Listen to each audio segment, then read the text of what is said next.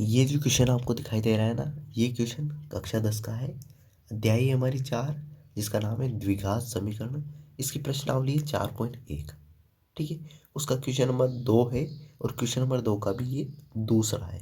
इसका मतलब है क्वेश्चन नंबर 2 का पहला हम कर चुके हैं। यदि आपने वो वीडियो नहीं देखा है तो आप जाके देख सकते हैं। और इस प्रश्नावली 4.1 का जो क्वेश्चन नंबर 1 है वो भी हम अच्छे से कर चुके हैं। वो वीडियोस भी आपने नहीं देखा है तो आप जाके देख सकते हैं। ठीक है, अब देखो क्वेश्चन नंबर 2 क्या है। निम्न स्थितियों को द्विघात समीकरण के रूप में निरूपित कीजिए।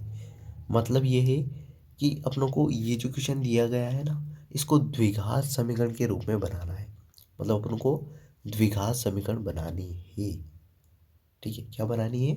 द्विघात समीकरण बनानी है। ठीक है, अब देखो बनाते हैं, द्विघात समीकरण भी बना लेते हैं, क्या प्रॉब्लम है ना, बहुत सिंपल सा है। देखो क्वेश्चन नंबर 2 है, दो क्रमागत धनात्मक पूर्णांकों का गुणनफल। अब देखो इसमें क्या बोला गया है, दो क्रमागत, क्रमागत का मतलब होता है लगातार, धनात्मक मतलब जो प्लस वाली संख्या है उनकी बात करी, और पूर्णांक, पूर्णांक मतलब 1 2 3 ऐसी संख्या है। जैसे 1/2 नहीं लेना है ना, 0.34 ऐसे कुछ संख्याएं लेनी, पूर्णांक लेनी है। पूर्णांक मतलब होता है इंटीजर्स।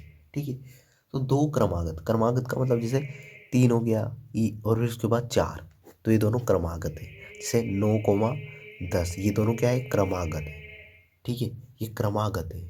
क्रमागत का मतलब होता है लगातार। ठीक है, तो सबसे पहले माना माना माना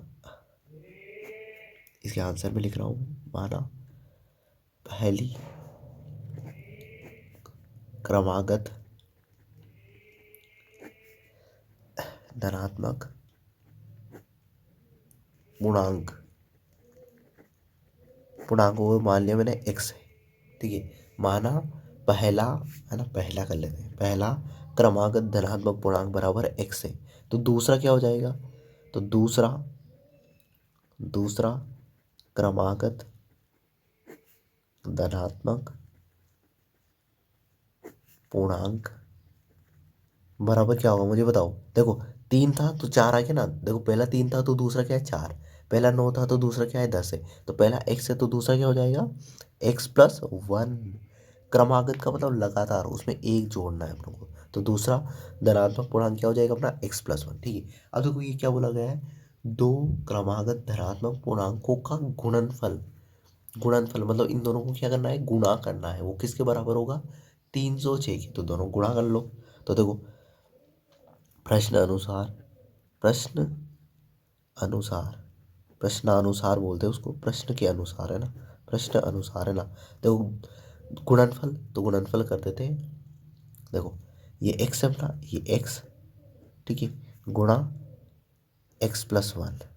ठीक है, ये दोनों कोष्टक में लिख दिए, मतलब इन दोनों के बीच में किसका चिन्ह है? गुणा का। बराबर किसके होना चाहिए? वो 306 के। अब गुणा कर दो इन दोनों को। x को पहले इस x से गुणा करेंगे तो x की घात कितनी आ जाएगी? 2, प्लस x को 1 से करेंगे तो x आ जाएगा बराबर 306। अब देखो ये 306 प्लस का इसको इधर लेके आएंगे तो किसका हो जाएगा? माइनस का। तो x की घात 2 प्लस x माइनस 306 बराबर इधर क्या बचेगा? 0। तो ये अपनी बनेगी द्विघात समीकरण। इस तरीके से अपने को बनाना था द्विघात समीकरण। ठीक है, तो ये इस क्वेश्चन में यही बनाना था अपनों को, द्विघात समीकरण के रूप में लिखना था। तो ये द्विघात समीकरण है। ठीक है, क्योंकि इसमें अधिकतम घात कितनी है? 2 है, तो ये द्विघात समीकरण है।